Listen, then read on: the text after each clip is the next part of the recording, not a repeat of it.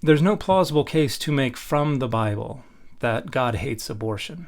Hey everybody, I'm Dan McClellan. I'm a scholar of the Bible and religion, and the fit for this video is the man without fear. And I recently saw this tweet come across my feed on Twitter, and this is an argument you cannot plausibly make from the Bible. This is an argument that must be imposed upon the Bible, and any toeholds that it thinks it can find are pretty meager. It must reread things like Jeremiah 1:5 and Psalms 137 and Luke 1 as indications that the authors assigned full personhood to fetuses.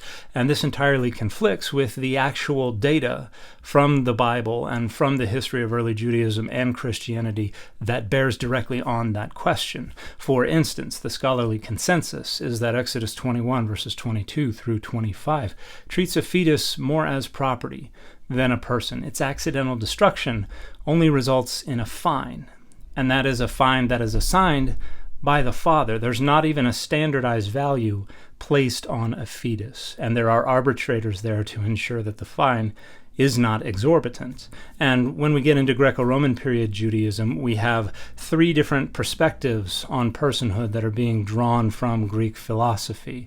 And this is the question of ensoulment, when the soul enters the body, which is the point at which the fetus becomes a person.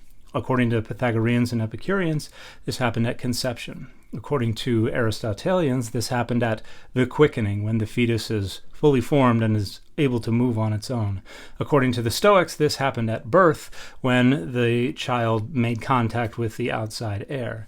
And so in early Judaism, we see some debates among the more philosophically minded Jewish folks about which of these is the most likely. And we see the same debates in early Christianity, but by the 4th century, Christians had settled on the Aristotelian view. They considered abortion to be unseemly at any point in a pregnancy, but once the fetus had reached the quickening and was moving on its own, that is the point at which it became a much more serious crime, at which point it became murder. And that was the overwhelming consensus view within Christianity until the 19th century.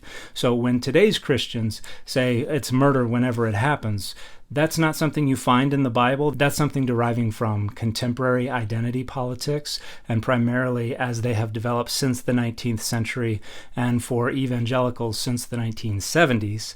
And it's being retrojected onto the Bible so that they can leverage the authority of the Bible to try to structure power and values and boundaries to serve their interests. But again, there's no plausible case to make from the Bible that God hates abortion.